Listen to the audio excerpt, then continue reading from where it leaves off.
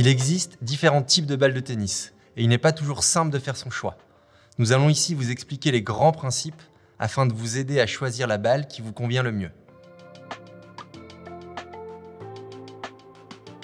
Une balle de tennis est composée de 3 éléments. Un noyau en caoutchouc contenant de l'air pressurisé ou non, une couche extérieure en feutre, synthétique ou naturel, et un joint blanc en latex qui fait la jonction entre les 2 pièces de feutre. Résistance ou durabilité, c'est la capacité de la balle à garder ses propriétés dans le temps. La hauteur de rebond, c'est la capacité de la balle à rebondir plus ou moins haut. Le rebond dépend de la composition du feutre et du caoutchouc.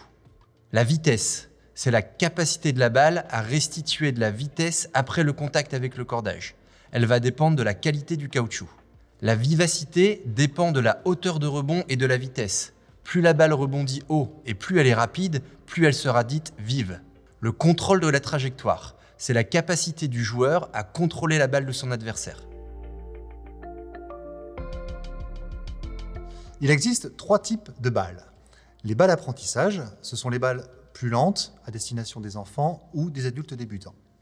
Les balles dites sans pression, ce sont des balles à vitesse standard destinées aux adultes débutants ou au club. Leur noyau ne contient pas de pression. Et les balles pression, ce sont des balles de vitesse également standard, mais destinées aux joueurs confirmés ou experts. Leur noyau contient de l'air sous pression. Commençons par les balles dites apprentissage. Elles sont conçues de manière à apporter une vitesse adaptée au niveau et à l'âge des joueurs. Elles sont classées en 4 niveaux. Tout d'abord, les ballons de baby tennis. Gros, légers et gonflables, ils permettent une découverte ludique du tennis pour les enfants de moins de 4 ans. Ensuite, les balles stage 3. En mousse ou en feutre, elles ont une vitesse de 25% d'une balle normale et sont à destination des enfants de 5 à 8 ans environ. Elles sont faites pour jouer sur des demi-terrains. Ce sont les balles dites rouges. Les balles stage 2 sont elles aussi en feutre et ont une vitesse de 50% d'une balle normale.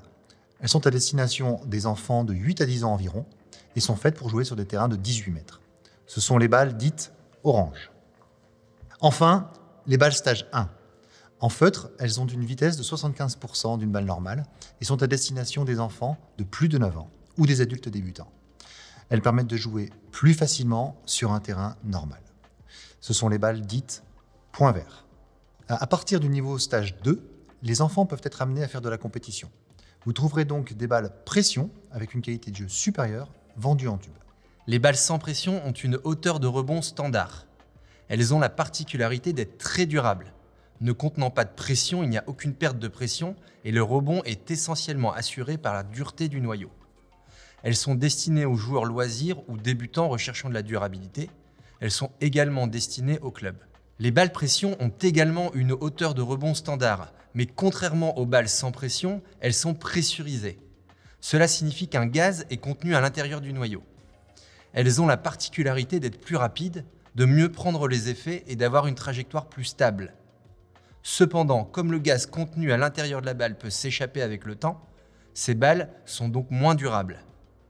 Elles sont destinées aux joueurs confirmés experts et ce sont les balles utilisées lors des différents tournois.